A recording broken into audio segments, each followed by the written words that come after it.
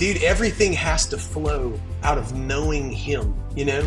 Sometimes I have thought that needed to be that I just need to present myself in a way where I look like I am doing that, you know, where I look like I'm this highly religious dude and I'm, you know, that is not what I mean. But just to literally keep him in the center of our sights, you know, even when that's telling him, I got nothing, man. This feels like a lie.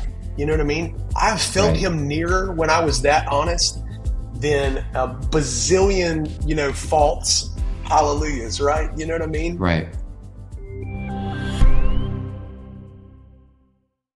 What's up, everybody, and welcome to this week's edition of Worship Fuel. My name is Matt McCoy. I'm the host of the Worship Fuel show and the founder of loopcommunity.com. And today I have a really special guest. I've got Mike Weaver from Big Daddy Weave, and we're going to talk about the new album, Let It Begin. Really excited to just kind of dig into what the story behind this album, and also just talk about worship leading and songwriting a little bit. So what are we waiting for? Let's bring in Mike Weaver. What's up, Mike? Dude, how are you, man? This has been a long time coming, man. It's been a long time since we got to have a visit like this. It has. I know. I think actually, I just was thinking about this. I think the last time you and I talked was when you guys released the album that had Lion and the Lamb on it. Yes. That was Beautiful Offerings. That was probably 2015 or something, man. Yeah. So that's a long time ago. That's like 10 years ago, bro. That is crazy. I know. It's funny because 2015, when you say 2015, doesn't sound that long ago, but then when you do the math, you're like, oh my gosh. You're like, wait a minute, this is 2025. That means 10 years. That means a decade. That means a decade of our lives have passed. I know. So way too long. But you've been doing a lot of new music. I'm sure a lot of touring. Tell us about this new album you guys dropped. It's called Let It Begin. Oh my gosh, dude. This album is like 6 years, 6 years since we had a record before this, which, the music industry is like in dog years or something or whatever. And so that's usually like the end of somebody, for that long, except for the fact that, Jesus reigns, and we just keep doing what he's doing, and so this has been the most difficult season of my entire life, Matt. I'm telling you. We, in about a 5-year stretch, we lost my dad and my mom and my little brother. And my little brother Jay was it was the final. It was so awful because he's my best friend.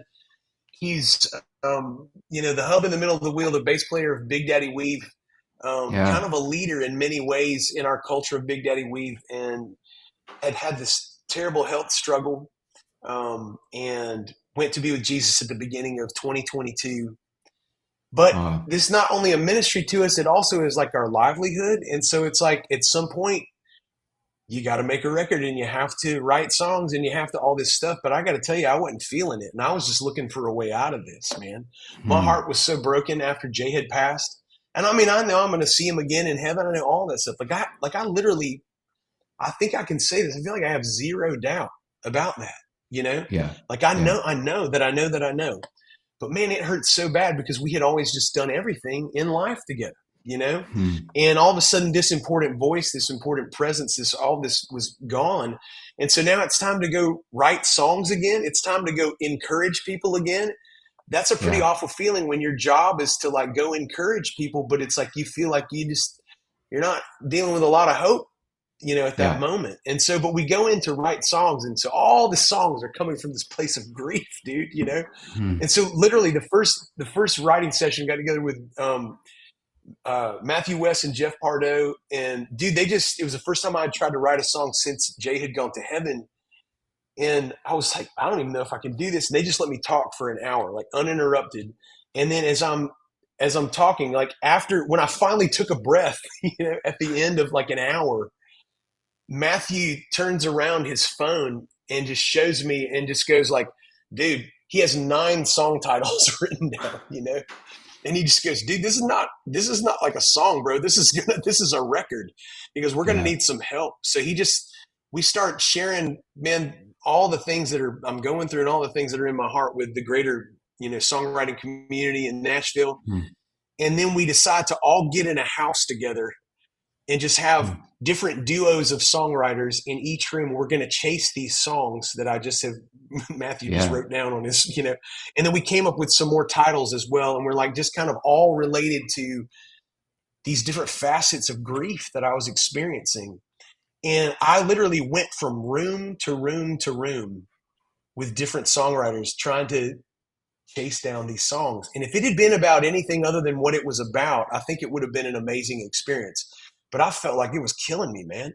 Matt, I just thought Yeah. that I'm like, no, dude, I don't need to figure out how to make a record. I need to figure out how to get out of this. I got to figure out. So we wrote Mm. all these grief songs, man. And then we were Mm-hmm. like, when we have all these songs and we're starting to record them, we're like, dude, if we have a record completely of grief songs, we're going to kill the listener, dude. You know what I mean? This is, Yeah. they're not going to make it out of this, Yeah. emotionally, Yeah. And which even though there's hope in all of them, but it's like, dude, good grief. Literally, Yeah. there's a song called Good Yeah. Grief on there. Oh, wow. But Yeah. dude, we so then we just kind of had to wait. And man, Mm. Jesus just showed us about healing as a process. Wow. Since I've seen you, the last time I talked to you, we were in the midst of the greatest move of God we had ever seen. Mm-hmm. We were just seeing Jesus do miracles every day. I'm telling Mm-hmm. you, dude, I'm like, I couldn't make it up. The stories and testimonies we were getting from what God was doing in rooms every night. We would just Mm. shut down the show and just pray for people. And then I lost the three people that I loved the most. And the one who was leading the charge in it, because my brother Jay, man, I'm telling you, there's a healing gift on him. And in fact, we named Jason, which is his name, means one who heals. We just saw God do it. And then to not see it and deal with this heaviness, Mm. I've seen Jesus heal people like that. But then what I've experienced in this last season is like Jesus stretching out his hand and being like, come on, hey, come with me. I'm going to take you on a journey that is healing, right? And Wow. so it's not instant. But what happens on the other side of that journey is you're somebody different, Yeah. And I'm telling you, toward the end of last year,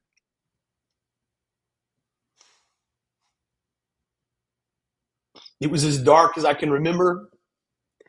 And Matt, all I can say is it was like Jesus showed up on my RV with me, dude. It's like, you ever seen the movie The Shack? Well, it's like there's my RV was like the shack, dude. And Yeah. Wow. on the phone with a buddy, Hmm.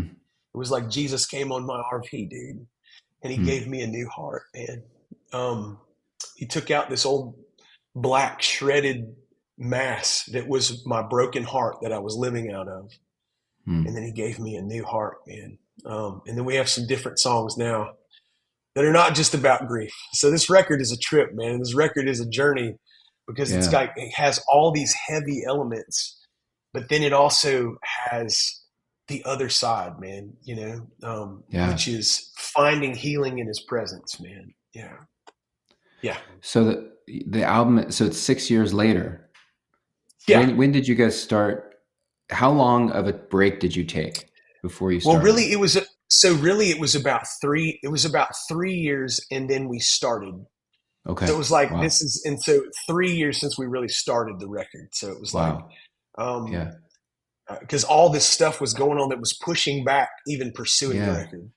And then when Yeah. my brother died in 2022, um, it already had been forever since we had started. And so we Hmm. started, and then it just has taken forever. But man, the story of Jesus in my life over these years Mm-hmm. is it's expensive, dude. It's costly to me, man. You know what I mean? Like but it's man, but it's powerful, and it Yeah. relates to other folks who are going through stuff. And I'm so thankful that it's not wasted, man. And so anybody who Yeah. hears this and you're going through just the most terrible things, hang Yeah. in there Yeah. because Jesus isn't done with the story yet. You know what I mean? Yeah. Yeah. And I love that about him.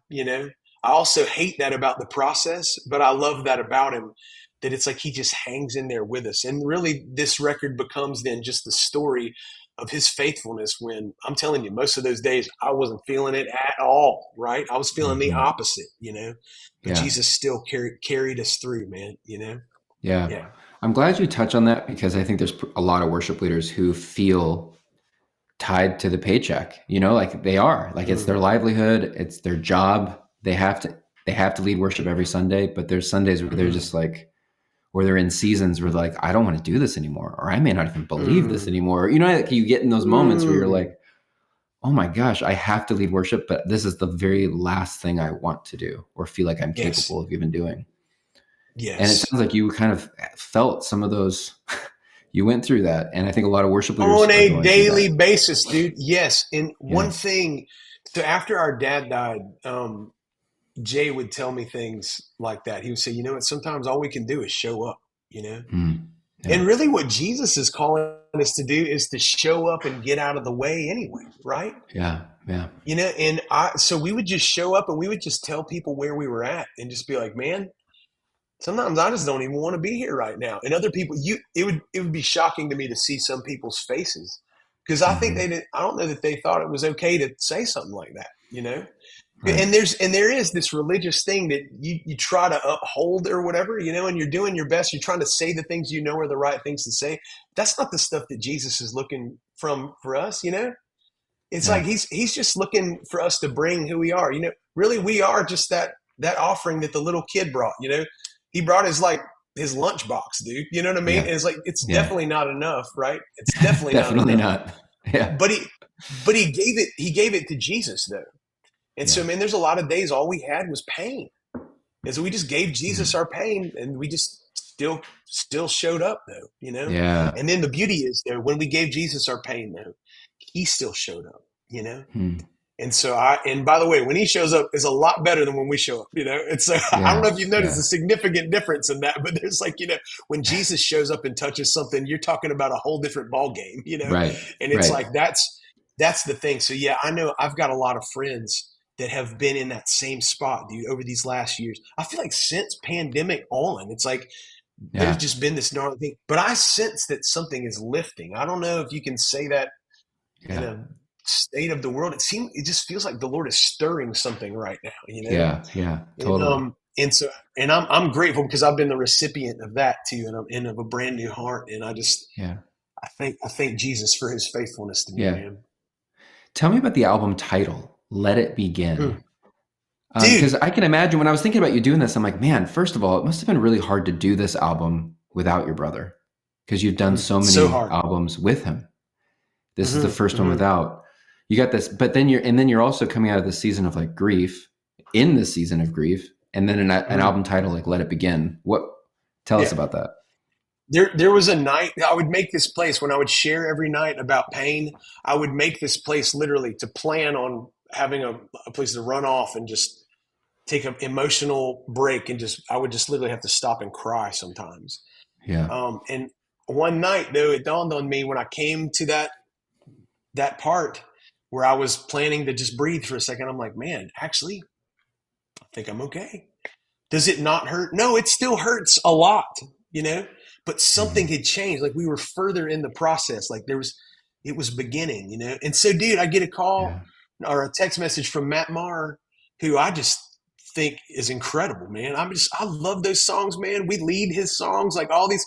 And he goes, dude, I got this song and I just keep thinking of you, man. And he goes, and it's this song, and it was exactly our heart. Like we could never say it.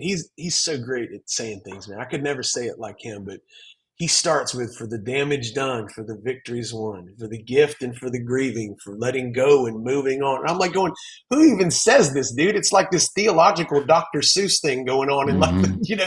the lyric. And I'm like, good Yeah. grief, Matt. The fact that you would give this to us. And it became like the banner over the record. Yeah. Wow. And it's beautiful because I've seen it work for people who are dealing with the grief of like losing people, but I've Yeah. also sung it over towns that were destroyed by Yeah. hurricanes. You know what I mean? And it's like, it just worked. And it's like we're all in that process. We're all somewhere in that process.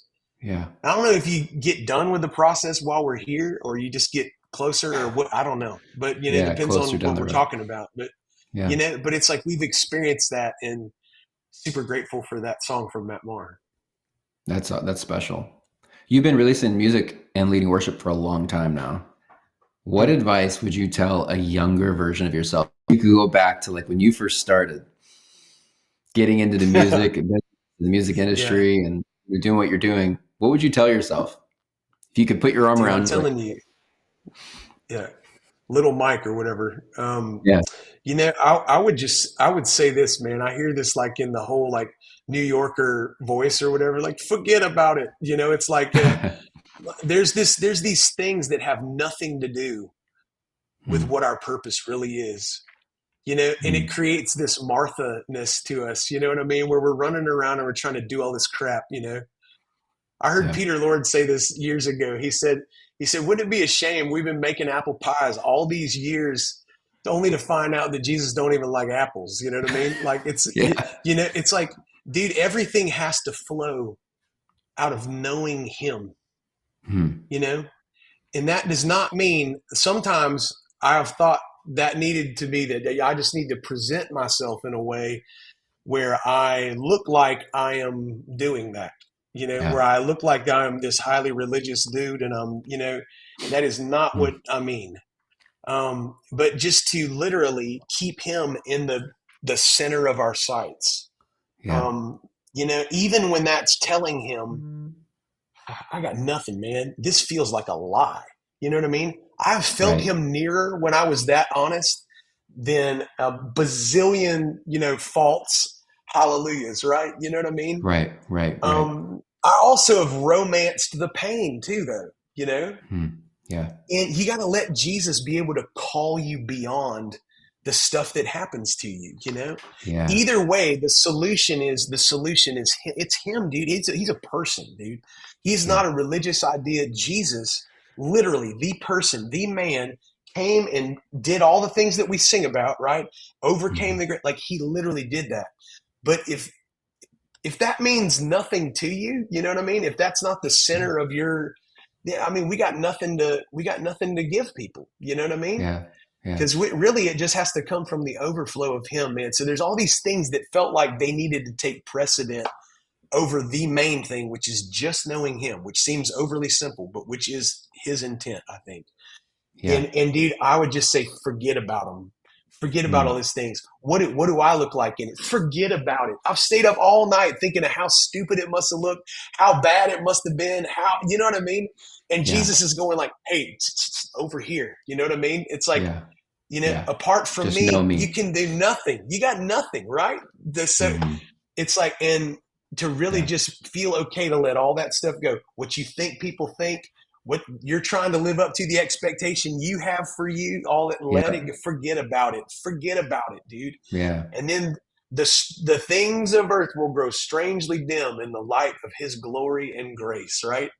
And right. so that's it, man. That's it. That's beautiful. That's beautiful. What is one song? I know that's like asking you to pick your favorite child, but what is one song on the album that you really hope worship leaders would listen to? Bro, okay. So good. In fact, can I expand it to three? You can do Because three. and Yep. I'll make it very, very quick. So the thing is, no, first one is called "Have Your Way." Um, Yep. it was a worship experience, sitting up on the side of my bed, and it is an encounter with God, like in a Mm, song. mm, Um, You're beautiful. Come have your way in me. Surrender.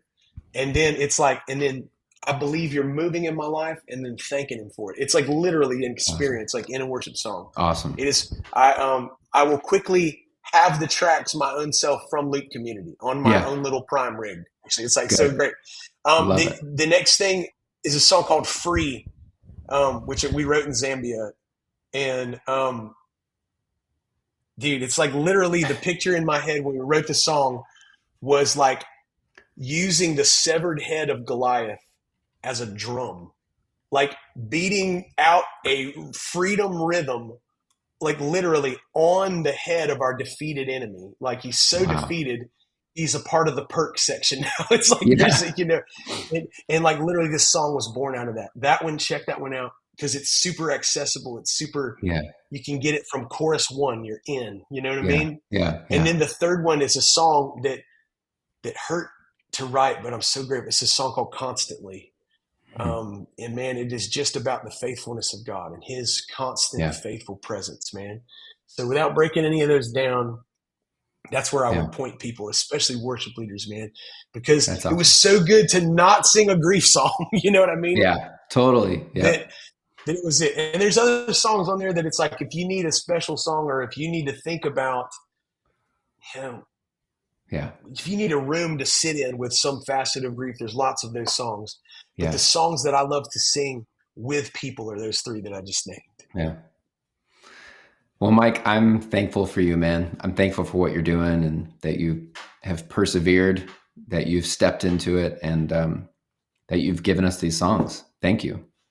And I know it hasn't come Oh easy, man, bro. but because I know what you say, that there is a cost to it, and Yeah. but it is such a blessing to the church and to worship leaders and to the heart of God. So thank you, and thanks for taking the time to have this conversation as well. 100%, dude. Thanks for having me on here, man. It's great to Yeah, get to reconnect with you, dude. I know. We'll talk soon. Blessings. Okay. See you, buddy. All right, guys, great conversation with Mike Weaver from Big Daddy Weave. Make sure you go check out their latest album, Let It Begin. Honestly, hearing the story of that album makes me want to highly encourage you to go listen to it right now. Stop this interview, go find it on Spotify, Apple Music, whatever. We've got the charts, the tracks all at loop in Song Select, CCLI. Go listen to this album and learn some of these songs, incorporate them in your church. And I think you're really going to be blessed by it. Thank you, Mike. And hit the subscribe button. Stay tuned for the future shows. We'll see you soon.